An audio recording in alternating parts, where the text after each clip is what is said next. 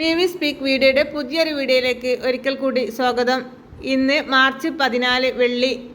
ഇന്നും തുടർന്ന് അങ്ങോട്ടും അറിഞ്ഞിരിക്കേണ്ട വളരെ പ്രധാനപ്പെട്ട അറിയിപ്പാണ് ഈ വീഡിയോ വഴി ഷെയർ ചെയ്യുന്നത്. കേരള പ്രവാസി കേരളീയ ക്ഷേമനിധിയിൽ നിന്നും പെൻഷൻ, കുടുംബ പെൻഷൻ, അവശതാ പെൻഷൻ എന്നിവ കൈപ്പറ്റുന്നവർ 2025 വർഷത്തെ ലൈഫ് സർട്ടിഫിക്കറ്റ് മാർച്ച് 31 സമർപ്പിക്കേണ്ടതാണ്. നാട്ടിലുള്ള പെൻഷൻകാർ കാർഡ് നിഷ്കർഷിച്ചിട്ടുള്ള മാതൃകയിലുള്ള ലൈഫ് സർട്ടിഫിക്കറ്റ് ഗസറ്റഡ് ഓഫീസർ മുഖാന്തരം സാക്ഷ്യപ്പെടുത്തി തപാലിൽ തിരുവനന്തപുരം ഹെഡ് ഓഫീസിലേക്ക് അയച്ചു നൽകേണ്ടതാണ്. തിരുവനന്തപുരം തൈക്കാട് സ്ഥിതി ചെയ്യുന്ന ഹെഡ് ഓഫീസ്, എറണാകുളം, കോഴിക്കോട് ജില്ലകളിലുള്ള റീജിയണൽ ഓഫീസ്, മലപ്പുറം ജില്ലയിലുള്ള ലൈസൻസ് ഓഫീസ് എന്നിവിടങ്ങളിൽ പെൻഷൻ വാങ്ങുന്നവർ നേരിട്ട് എത്തി ഒപ്പിടുവാനുള്ള സംവിധാനവും ഏർപ്പെടുത്തിയിട്ടുണ്ട്. നിലവിൽ വിദേശത്തുള്ളവർക്ക് ഇന്ത്യൻ എംബസി മുഖാന്തരം സാക്ഷ്യപ്പെടുത്തിയ ലൈഫ് സർട്ടിഫിക്കറ്റ് നൽകാവുന്നതാണ്. സർട്ടിഫിക്കറ്റ് നൽകാൻ സാധിക്കാത്തവർക്ക് വിദേശത്തുള്ള പ്രവാസി ക്ഷേമ ബോർഡ് ഡയറക്ടർ സാക്ഷ്യപ്പെടുത്തിയ ലൈഫ് സർട്ടിഫിക്കറ്റ് ഡയറക്ടറുടെ ഇമെയിൽ വഴി ബോർഡിലേക്ക് അയക്കാം. ആധാർ കാർഡ് ഇതുവരെ അപ്ഡേറ്റ് ചെയ്തിട്ടില്ലാത്ത പെൻഷൻകാർ ആധാർ കാർഡിന്റെ പകർപ്പൻ മെമ്പർഷിപ്പ് നമ്പർ രേഖപ്പെടുത്തി ലൈഫ് സർട്ടിഫിക്കറ്റിനോടൊപ്പം അയച്ചു നൽകണം. ലൈഫ് സർട്ടിഫിക്കറ്റിൽ മാതൃക, വിദേശത്തുള്ള ഡയറക്ടറുടെ വിവരങ്ങൾ എന്നിവ www.pravasikerala.org എന്ന വെബ്സൈറ്റിൽ ലഭ്യമാണ്. അടുത്ത അറിയിപ്പ്.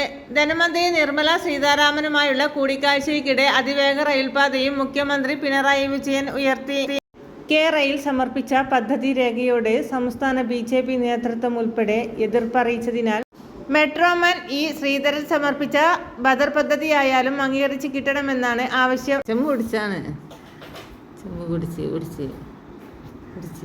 രക്ഷിതാവിനെ പാരൻസിനെ കൂട്ടി നാളെ ക്ലാസ്സിൽ വരാൻ പറ്റുള്ളൂ കേട്ടാ. അവൻ്റെ അങ്ങനെ ഇങ്ങനെ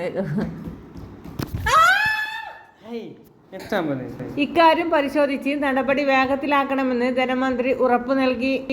വന്ദേ ഭാരത് എക്സ്പ്രസിന് കേരളത്തിൽ ലഭിച്ച സ്വീകാര്യത അതിവേഗ റെയിൽ പദ്ധതിയിലൂടെ ആവശ്യകതയിലേക്ക് വിരൽ ചൂണ്ടുമെന്നാണ് സംസ്ഥാന സർക്കാർ വൃത്തങ്ങൾ നിരന്തരം പറയുന്നത്. അതിവേഗ റെയിൽ പദ്ധതിക്കുള്ള അംഗീകാരത്തോടൊപ്പം ദേശീയപാത വികസനവും കൂടിയാകുമ്പോൾ ഇടതു സർക്കാരിന് കേരളത്തിൽ മൂന്നാമതും ഭരണം സാധ്യമാകുമെന്നാണ് CPM-ന്റെയും മുഖ്യമന്ത്രിയുടെയും പ്രതീക്ഷ.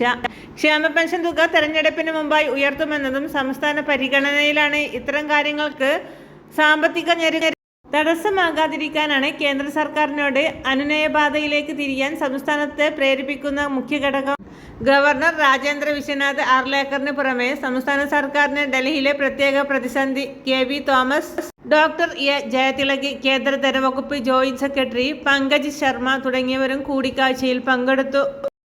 അടുത്ത അറിയിപ്പ്. വിഴിഞ്ഞം തുറമുഖത്തിനുള്ള കേന്ദ്രത്തിന്റെ സാമ്പത്തിക സഹായം ലഭ്യമാക്കുന്നതിനുള്ള ചർച്ചകൾ നടന്നു വരികയാണെന്ന് ധനമന്ത്രി വ്യക്തമാക്കി. കേരളത്തിന്റെ സാമ്പത്തിക വികസന ആവശ്യങ്ങൾ വിശദമായി പരിശോധിക്കാമെന്ന് ധനമന്ത്രി പിണറായി വിജയനെ അറിയിച്ച് കേന്ദ്ര ധനമന്ത്രി നിർമ്മല സീതാരാമൻ. കേരള ഗവർണർ രാജേന്ദ്ര വിശ്വനാഥ് ആർലേക്കറുടെ സാന്നിധ്യത്തിൽ ബുധനാഴ്ച രാവിലെ കേരള ഹൗസിൽ നടന്ന കൂടിക്കാഴ്ചയിലാണ് കേന്ദ്രമന്ത്രി ഇക്കാര്യം അറിയിച്ചത്. കാര്യമായ ഉറപ്പൊന്നും ധനമന്ത്രി നൽകിയില്ലെങ്കിലും കേന്ദ്ര സംസ്ഥാന ബന്ധം മെച്ചപ്പെടുത്താൻ കൂടിക്കാഴ്ച വഴിയൊരുക്കുമെന്നാണ് പ്രതീക്ഷ. കേരളം നേരിടുന്ന സാമ്പത്തിക ഞെരുക്കം കണക്കിലെടുത്ത് കടമെടുപ്പ് പരിധി ഉയർത്തുന്നതടക്കമുള്ള വിഷയങ്ങൾ പരിശോധിച്ച് തീരുമാനമെടുക്കാമെന്നും ധനമന്ത്രി വ്യക്തമാക്കി. മുഖ്യമന്ത്രിയുടെ ക്ഷണമനുസരിച്ച് ഗവർണറുടെ സാന്നിധ്യത്തിൽ ഏതെങ്കിലും കേന്ദ്ര കാബിനറ്റ് മന്ത്രി കേരള ഹൗസിലെത്തുന്നത് ആദ്യമായിട്ടാണ്.